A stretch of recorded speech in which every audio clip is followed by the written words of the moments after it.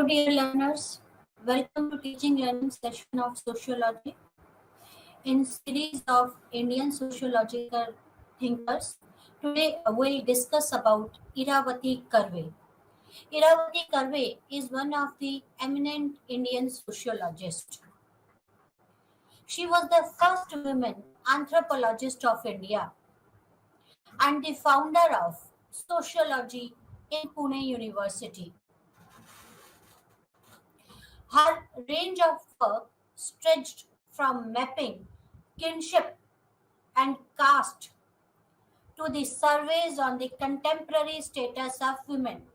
She extensively wrote about the contemporary status of women and she worked on the kinship and the caste in India. To interpret the inner integration of Hindu society, she related Hindu mythologies with modern customs. And in this, she wrote Yuganta in 1967. Yuganta was written in Marathi language.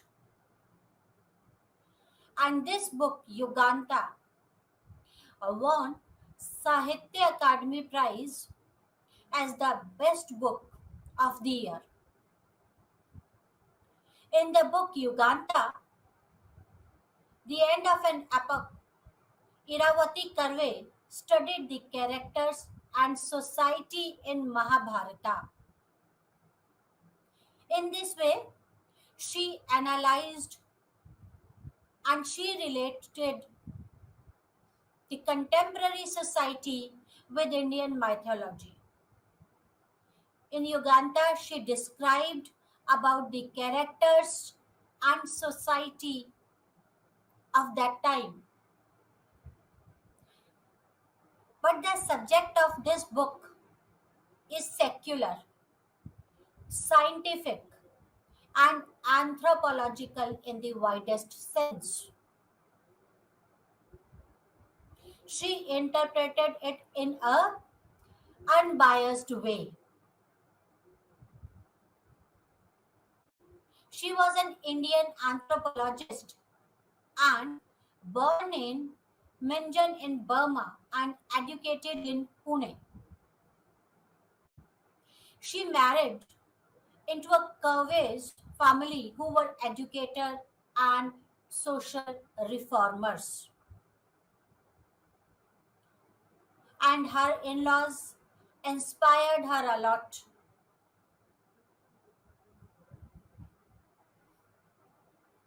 She did a BA in philosophy and MA in sociology from Bombay University before proceeding to Germany for advanced studies.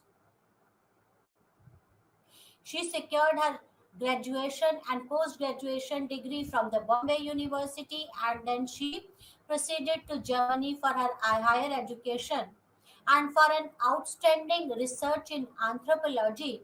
The Berlin University conferred on her the DPhil degree in 1930.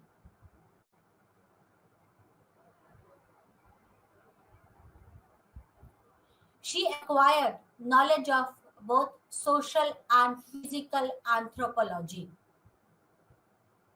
In 1939, Karve joined Deccan College, Postgraduate and Research Institute of Pune as head of the Department of Sociology and Anthropology.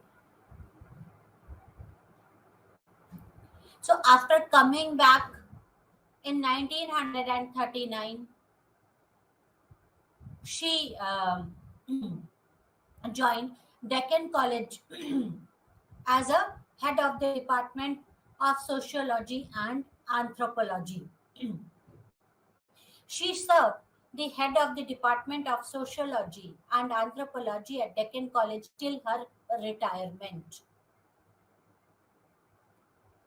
She presided over anthropological section of Indian Science Congress in 1939. 9. Now let us discuss about some central ideas of Iravati Karve. Karve's central idea focused on the Hindu society and its caste system, as well as kinship organization in India. So she worked extensively on the Hindu society, especially on the caste system and kinship system of Hindu society. Her research interests were concentrated on the racial composition of Indian population, kinship organization in India, origin of caste, and sociological study of rural and urban communities. So her research work was concentrated on the topics like kinship organization, sociological study of rural and urban communities, origin of the caste system, and composition of Indian racial composition of Indian population. Hindu society. She worked extensively on this. Hindu society and interpretation is a study of Hindu society based on the data which Karve had collected in her field trips and her study of pertinent text in Hindi, Marathi, Sanskrit, Pali, and Prakrit. She interpreted the study of Hindu society based on the uh, data which she collected during the field trips. She did extensive field work to collect that data, and she collected some of the data from the textbooks, from the mythological books written in Hindi, Marathi, Sanskrit, Pali, and Prakrit. She discussed the pre-Aryan existence of the caste system in Hinduism and traced its development in present form. She extensively worked on the caste system and she tried to find out the roots of the caste system. She discussed about the pre-Aryan existence of the caste system and traced how it evolved to the present from the in the present form from the previous form. According to Iravati Karve, the Indian caste society is a society made of semi-independent units, each having its own traditional pattern of behavior. According to Karve, the caste system in India is semi-independent units. They are not fully independent, they are semi-independent, they have their own tradition, their own rituals, they behave in a particular way according to their traditions and behavior. So she called it as a semi-independent. She called the caste system as a semi-independent units. This has resulted in multiplicity of norms and behavior. Because each caste system has their own norms, on values, on behaviors, on traditions and rituals, so it has resulted in multiplicity of norms and behaviors. In Hindus, there are n number of the castes, and all those castes have their different norms, values, and their traditions, and they behave according to their traditions and the norms. She calls caste as endogamous kinship group, which are distinct from each other.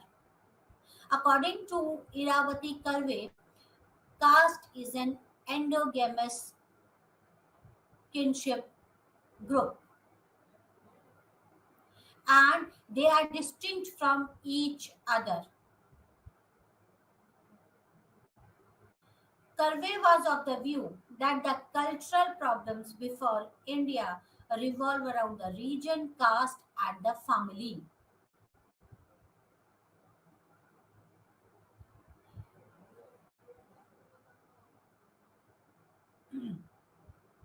She felt that it was difficult to evolve a common language, uniform civil code, and abolish caste.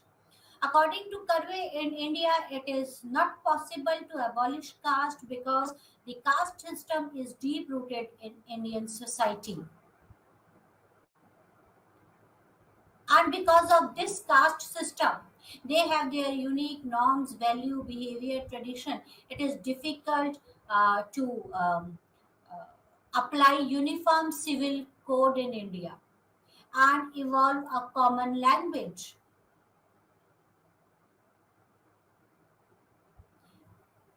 She looked upon the task of building the subcontinent through uniformity would destroy valuable cultural traits of the old way of life. According to her, if we implement a common language, uniform civil code, and abolish the caste system, it will destroy our valuable cultural traits of the old way of life. Because every caste has their way of life, their way of behavior. These valuable traits are described by Curvey as tolerance and the awareness of diversity.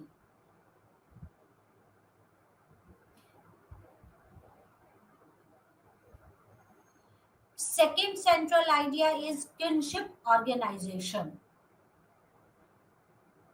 Curvey, Curvey's work, Kinship Organization in India, is a study of various social institutions in India. She studied about the various social institutions and she mapped kinship pattern in India on the linguistic zone. According to the linguistic zone, she mapped the kinship pattern in India.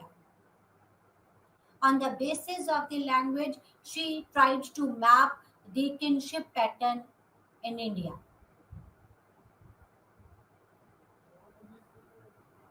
Indo European and Sanskritic organization in the northern zone, and those linguistic patterns are first is Indo European or Sanskritic organizations in the northern zone, Dravidian kinship in the southern zone, a central zone of mixed pattern example found in Maharashtra, and Mundari kinship system in the east. So she divided the kinship system, or she mapped the kinship pattern on the basis of the linguistic zone, and she divided it into the four zones. The first is the northern zone, second is the southern zone, then the central zone, and the eastern zone. This northern zone, the northern zone is based on the Sanskritic organization or the Indo-European, right? Dravidian kinship system in the southern zone, central zone it has a mixed pattern,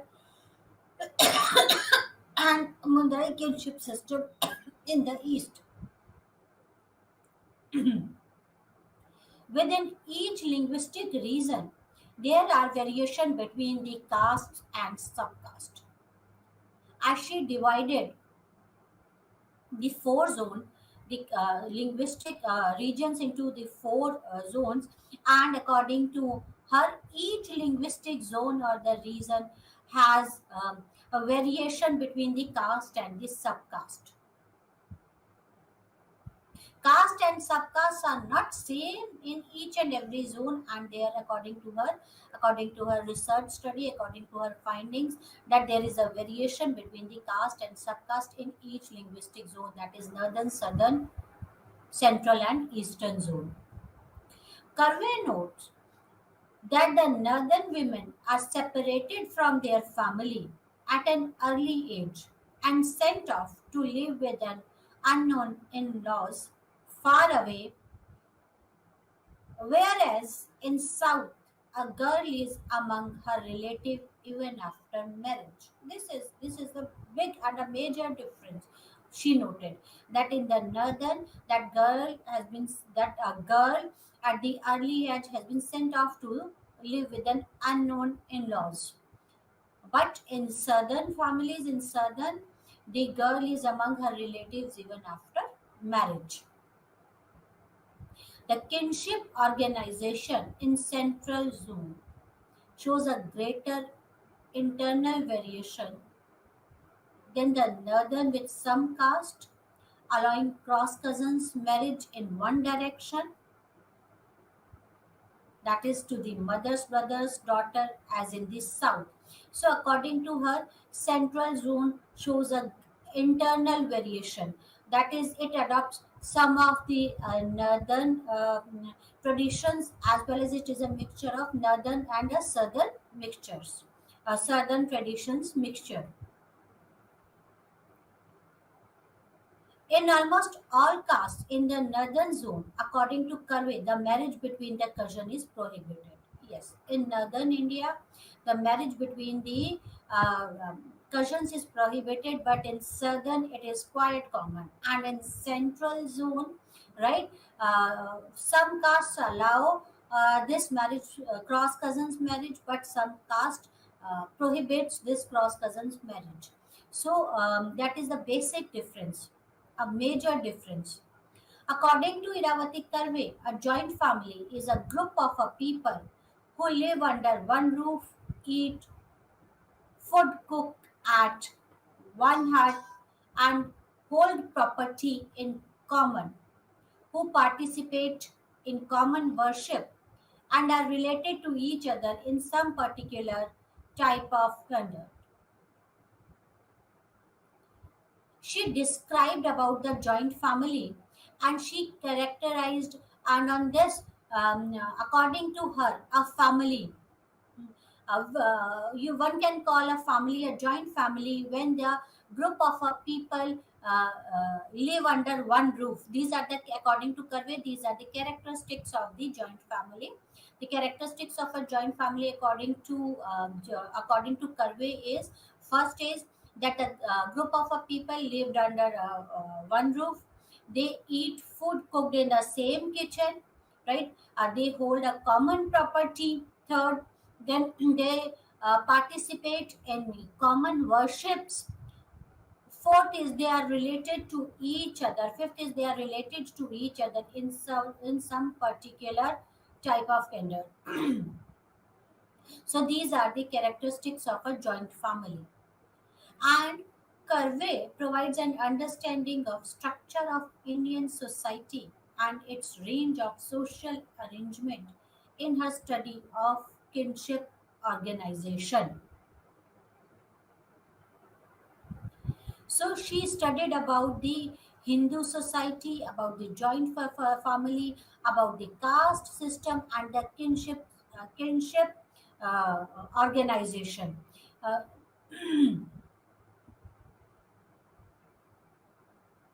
Iravati Karve's paper, The Kinship Map of India.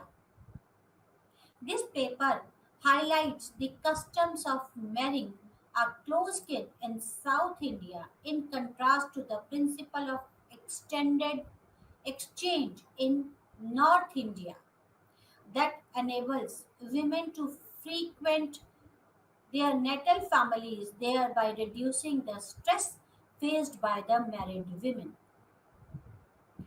In 1953, Iravati wrote a paper, The Kinship Map of India. And in this paper, she wrote about the kinship system, and she compared about the kinship system or the marriage system of North India and South India, and how this marriage system reduces the stress faced by the married women.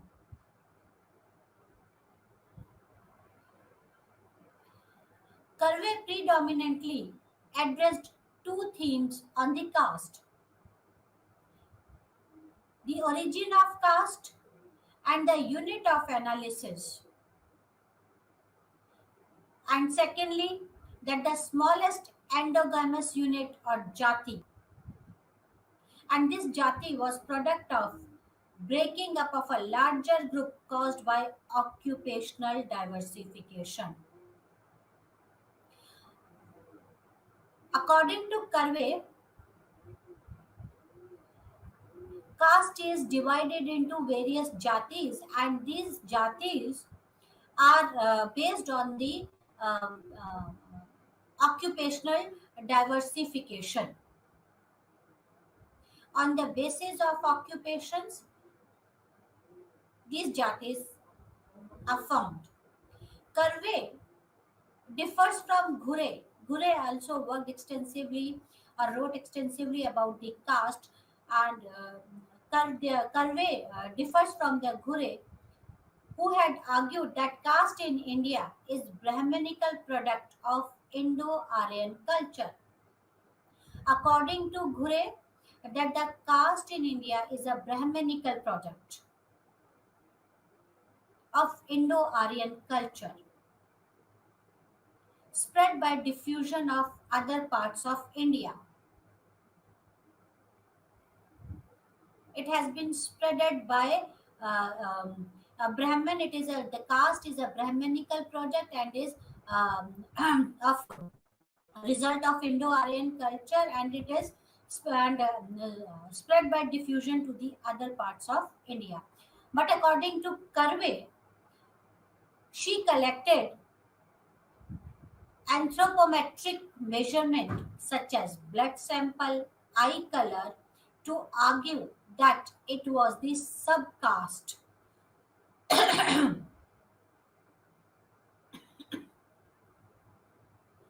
Curvey has made significant contribution in the form of socio-economic surveys or policy studies. She argued that tribals are not different from the other parts of Indian population, and that it would be wrong to create an entirely new entity based on the primitiveness. According to the Curvey, that it is not right. It is not right to uh, create an entire new entity of tribals on the basis of primitiveness. They are not different from the other parts of the Indian population. They are like other Indian population.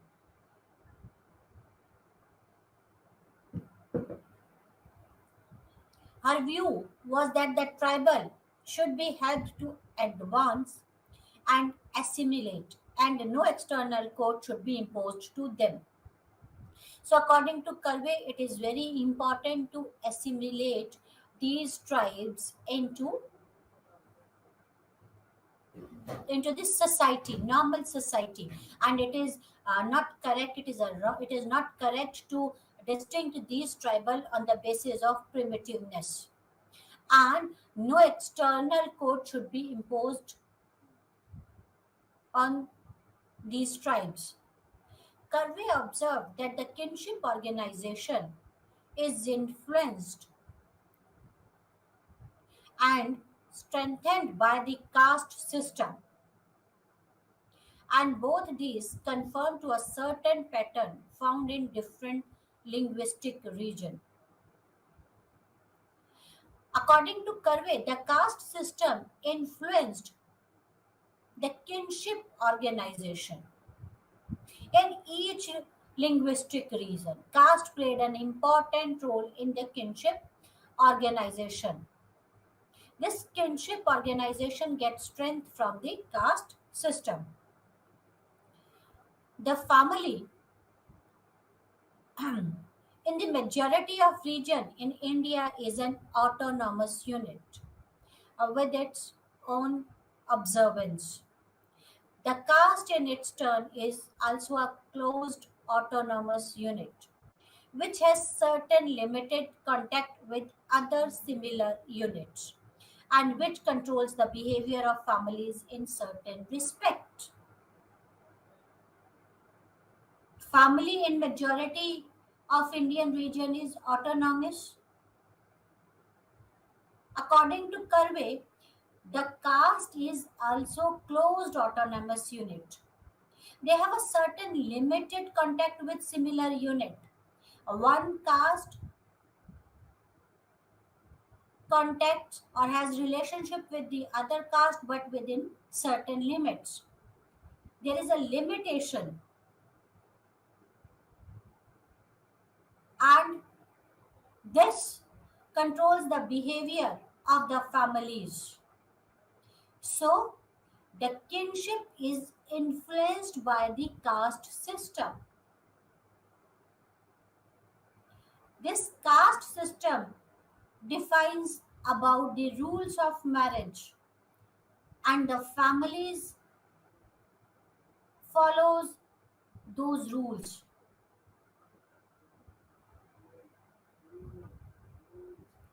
Different castes living in same locality have different rules as regards marriage, have different heredity occupation and different gods. Although the different castes are living in the same locality, but they observe different rules regarding marriage, regarding worship. They have different gods regarding occupation. And all families and all castes follow those rules. The joint family provides economic and social security.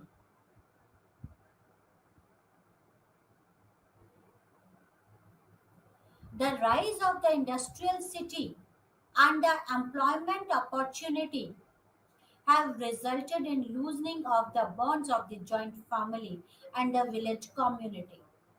Because of development of the industries, people started to move away from their families and from their villages, and this resulted in the loosening of the bonds of the joint family. This is one of the reason for the breaking down of the joint families. Third central idea of Iravati Karve is Yoganta.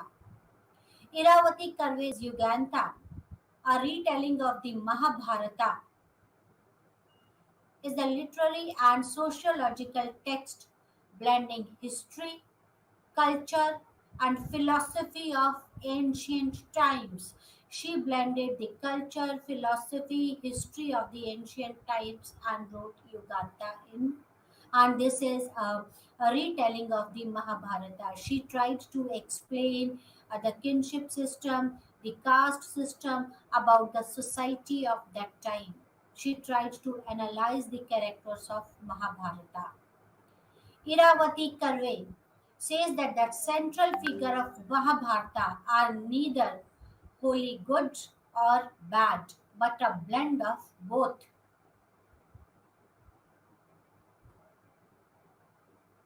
She examines each one of the character and unravels the working of a wide range of human emotions, both positive and negative. She tried to explore the characters and tried to explain the wide range of human emotions of each and every character in every situation. Those emotions could be positive or negative. In her presentation, she adopts a matter of fact tone without commenting on the virtues and the vices of the character. She avoided to comment about the virtues and the vices of the character. She was unbiased. She unbiasedly wrote Yuganda. She just interpreted the Mahabharata. She was unbiased. She avoided the commenting on the virtues and the vices of the character. She makes a parallel study of literary text and the cultural, historical, and the civilizational aspect of this society. She tried to understand about the cultural, about the historical, about the civilizational aspects of the society in Uganda.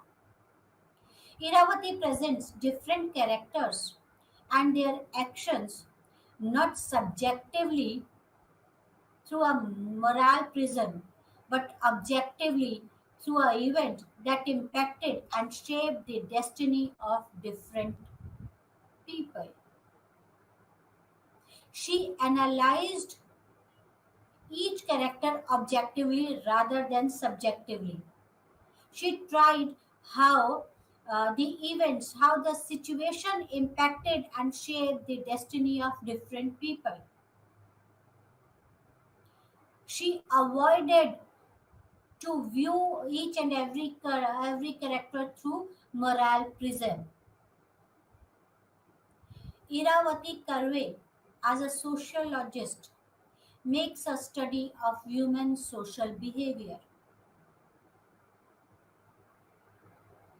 As an anthropologist, she makes insightful study of physical, social, and cultural development of humans. So, as a sociologist, she studied about the human social behavior. As an anthropologist, she studied about the physical, social, and the cultural development of humans. Some important works of Iravati Karve: kinship organization is in India. This is one of the very important work. Hindu society and interpretation, Maharashtra, land and its people, and the Yugantha, the end of an epoch.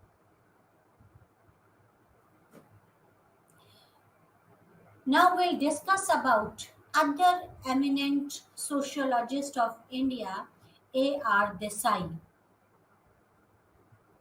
A.R. Desai contributed a lot.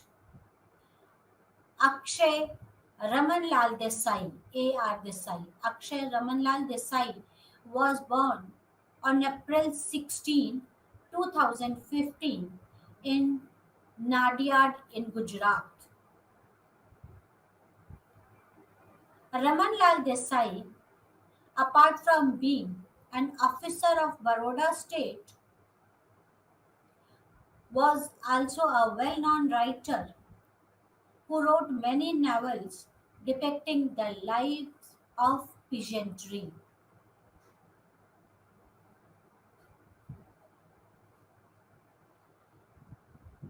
A.R. Desai had a great admiration for Gandhi and some leaning towards Fabian socialism. His deep political consciousness came from a family that was highly sensitive to a social oppressions.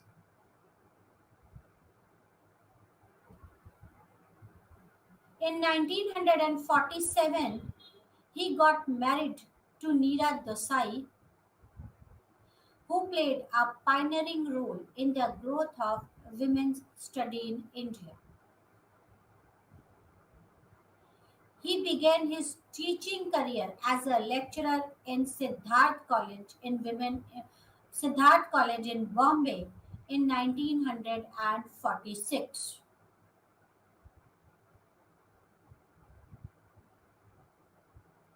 And then he joined the Department of Sociology in University of Bombay in 1951 and became the professor and the head of the department in 1969. And then he resigned from the department in 1976. So he started his career in 1946 as a lecturer in Siddharth College in Bombay. In 1947, he got married to Neera Desai. She worked extensively about the women's right. Then he joined Department of Sociology at the University of Bombay in 1951. And then in 1969, he became the professor and the head of the department and resigned from the post in 1976.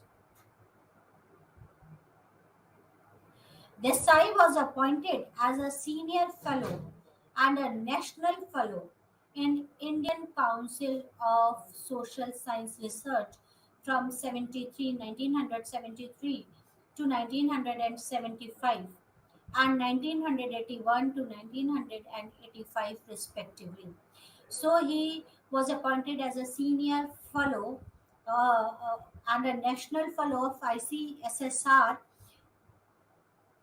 twice, that is from 1973 to 75 and 1981 to 1985. ICSSR is one of the important organization who works in the field of sociology. He was the president of Indian Sociological Society in 1980 to 1981 and Gujarat Sociological Society in 1988 to 1990. He was the only sociologist who was active in politics. He actively participated in politics.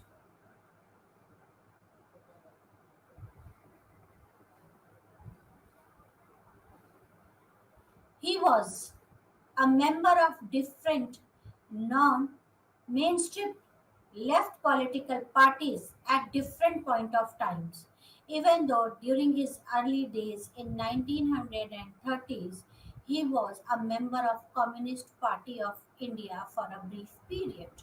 He was active in the Indian politics and for a brief period from 1930 he was a member of Communist Party of India, and he was a member of different non-mainstream left political parties at different point of times. Actually, A.R. Desai was a Marxist. He was committed Marxist. Since his early undergraduate student days, and remained one till his death in 1994. So he was a Marxist and he was a member of a Communist Party and other left parties, and he remained Marxist from his early undergraduate student days till his death. In 1930 was a decade when a left alternative to the mainstream nationalism represented by Congress was also emerging.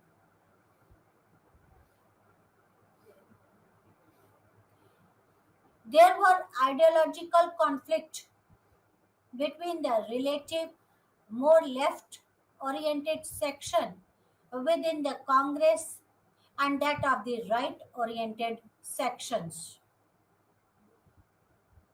In 1930s, the Congress was also emerging, but there were the conflict, ideological conflict between the left wing and the right wing, right oriented sections of the Congress. And the Kisan movement has started in Gujarat in 1930s. And Baroda was a center for radical and left politics, including the activities of the nascent Communist Party. In 1930s, there was a Kisan movement, and at that time, the Baroda was an important center for the radical and the left politics. It is said that the Akshay Desai was suspended for his activities from his college in Baroda as he was active in the politics and he was a member of the Communist Party. So he participated in various political activities, and for these political activities, he was suspended from the college where he was. He moved to Surat and then to Bombay to pursue his studies and his activities. When he was suspended from the college in Baroda, then he moved to the South Surat and then to the Bombay right? Where he pursued his studies and he continued his activities. Bombay was the nerve center of trade union activism and the growing communist activity. At that time, Bombay was a center, was an emerging center for the trade union activism and the growing communist activities. There was a struggle for gaining influence over the anti colonial movement among the various ideological and political currents. The worker in the textile mills in Bombay, jute mills in Calcutta, and mine workers were on the path of struggle against the inhuman exploitation, exhausting working hours, and the low wages. It was the time of the struggle. There was a struggle for gaining influence over anti-colonial movement. Though even the workers started movements for their rights, whether it's Bombay, whether it's Calcutta, or any other part of the India. They started the trade unions or the workers were on the path of struggle. They were struggling. They were struggling against the inhuman exploitation, exhausting working hours, and the low wages given to them. The trade union movement was in the forefront of the both struggle of the worker and the nationalist movement. These trade union played an important role. They were at the forefront.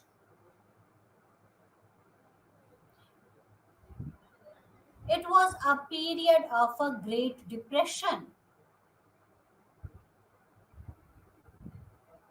The industrial recession that followed it hit the major industries, and this gave a further flip to militancy in labor movement because of the Great Depression, because of the recession. It was a Great Depression, even not a recession. So because of the depression, many workers lost their jobs, and this resulted in militancy in labor movement. The communist presence and the leadership of labor movement deepened during this period.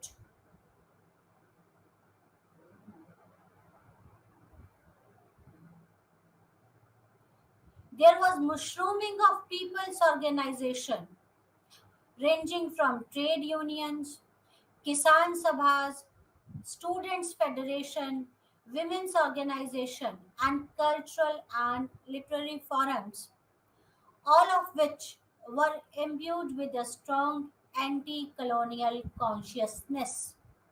So it was an era of a strong anti colonial consciousness. People from the all uh, people from the all aspects of the society from they come together and started movement against Britishers, whether it's students, whether the trade unions, whether the Kisan unions, whether the women organization, whether those literate people, they started movement against colonial system. The Sai got involved in the communist movement and joined the Communist Party in 1934. But he left the Communist Party after a brief period of 5 years, since he found the bureaucratic structure of the party suffocating.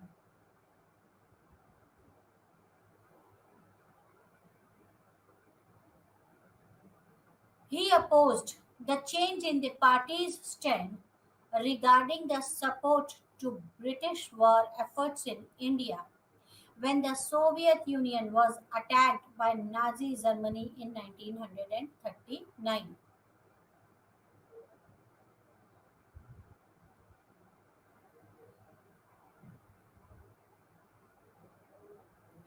He resigned from the party in 1939. Desai continued to pursue his research and activism through his entire teaching career.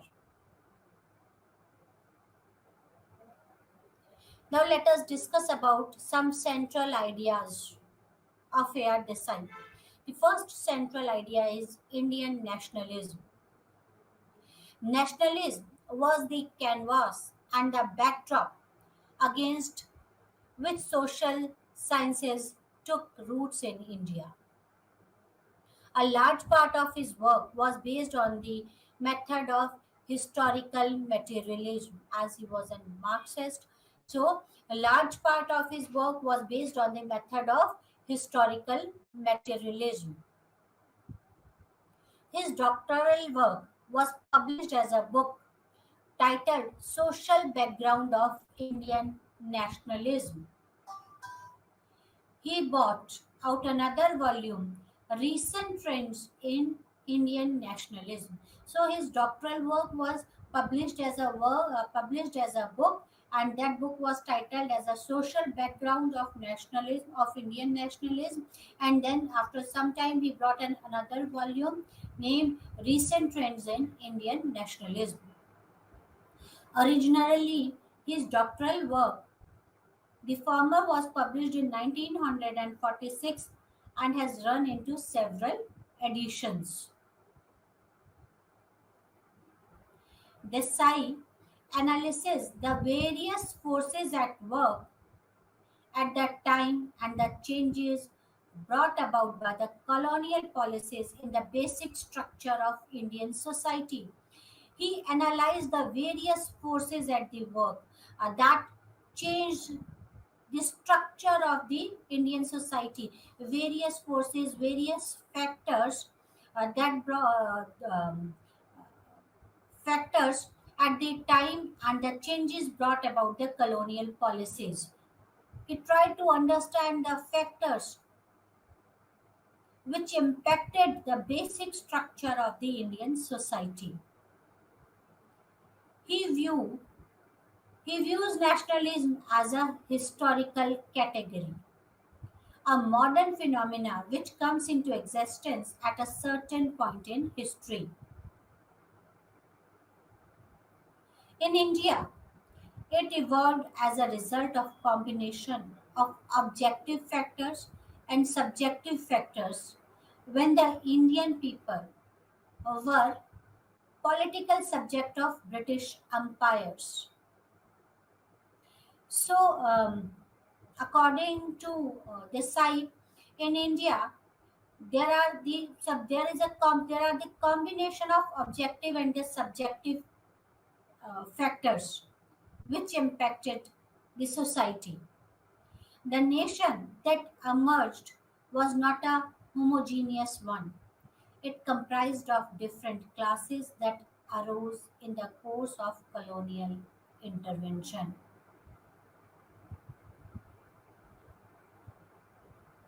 India was or is not an homogeneous,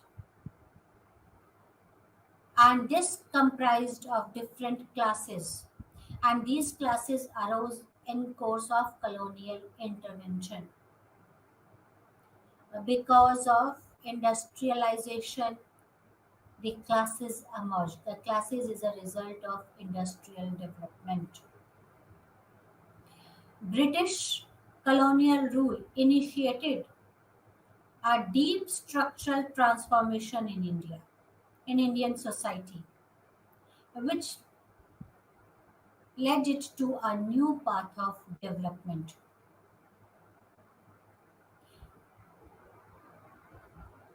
The British rule initiated the deep structural transformation in India. They transformed India And according to the Desai, this led a new path of development for India. The capitalistic development and initiated changes in almost all spheres of Indian social life, from modern means of transport and communication. British colonial system was responsible for the capitalistic development in India. They initiated changes in almost every sphere of life, whether it's transportation, whether it's communication, whether it's capitalistic property relations in India, establishing a central state, introduction of Western education, new form of administration, and even limited form of self-rule at the provincial levels. So British rule made all these changes in Indian society. It destroyed the older order and unleashed many dynamic new forces which revolutionized Indian society. Though to subserve its own interest, which was the colonial exploitation of India. They made changes in India because of their own needs, because of their own interest. They destroyed the older structure, and this unleashed many dynamic new forces, and it revolutionized the Indian society in terms of education, communication, transportation, capitalistic system,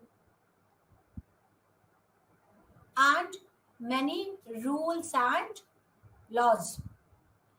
Desai analysis that Marx had argued that capitalism would play a revolutionary role in altering the nature of productive forces in Indian society characterized by the caste system. According to Desai, that Marx had argued that analyzed that according to this, not according to Desai, but the Marx had argued that the capitalism would play a revolutionary role in altering the nature of productive forces in Indian society, and it is characterized by the caste system. Desai was clear that the colonial rule did not play a revolutionary role since it destroyed a very institution that would facilitate the growth of capitalism, that is, the factories of pre capitalist period.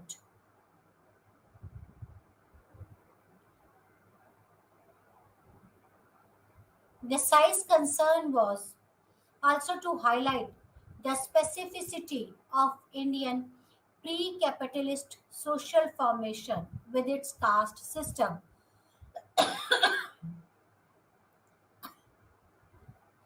He outlines the social consequences of transformation of agriculture, the decline of town handicrafts, and the decline of destruction of villagian artisan industries. So he tried to highlight the specificity of Indian pre-capitalistic social formulation of the caste system.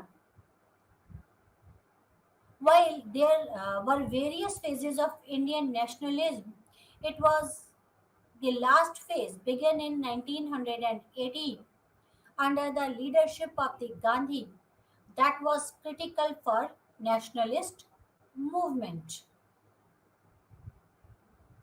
In recent trends in Indian nationalism, Desai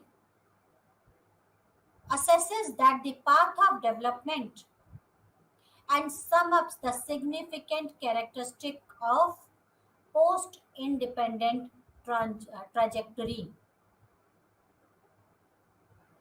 He highlights that uneven nature of capitalist development and the bourgeois tied to the feudal and semi feudal origins. The state apparatus inherited at independence was almost a replica of the colonial state apparatus.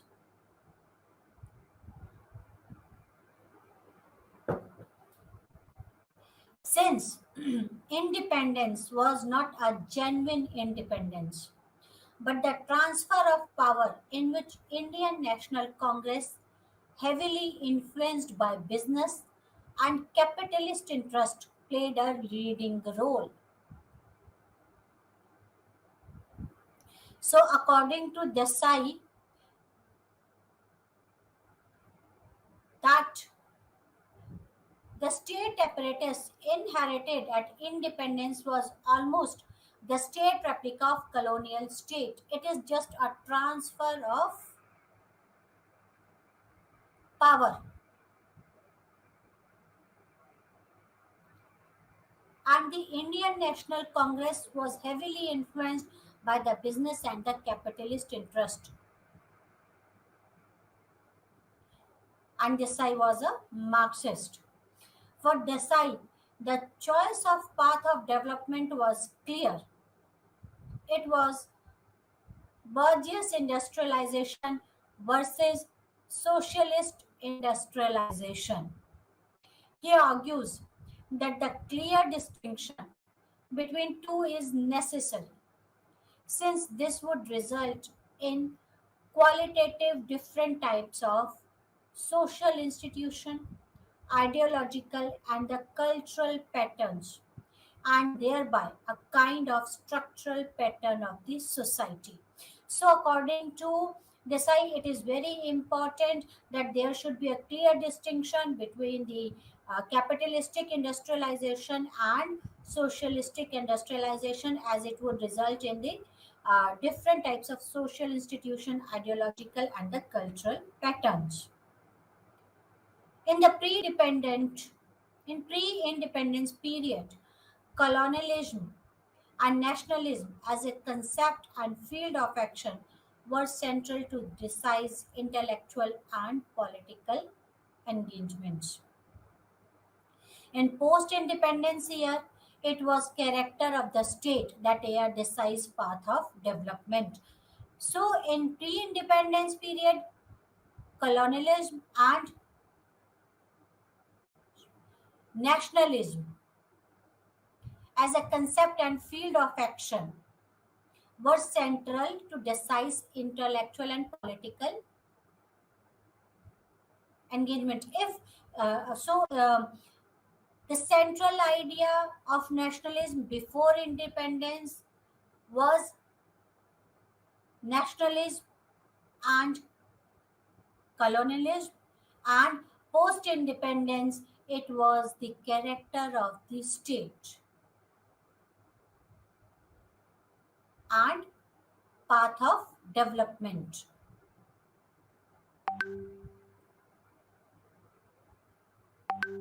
Let us discuss about some central ideas. Then another central idea is rule of the state in capitalist transformation in India. Role of the state in capitalist transformation in India. In exploring the post-independence period, the two concepts that reoccur consistently are the state and its crucial role in social and political transformation, specifically in the rural transformation and the question of path of development. So, post-independence, he tried to study about the role of the state. Contrary to the expectation of the nationalist movement, the state in the post independence period initiates a capitalist process of transformation. There is a continuity between his earlier work, the social background of Indian nationalism, wherein he developed a Marxian historical method, and his later work, wherein he focused on the class character of the state. and the nature of classes that characterize the society and their relationship to the state. So, um,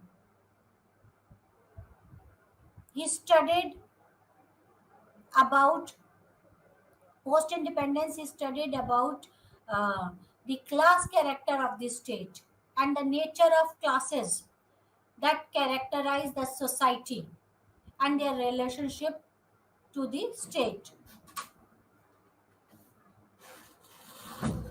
In the two edited volume, Rural Sociology in India in 1969 and the Peasant Struggle in India, Desai has put together a rich collection of articles and reports that maps the changes in rural society over many decades. That's all for today. Thank you very much. Namaskar.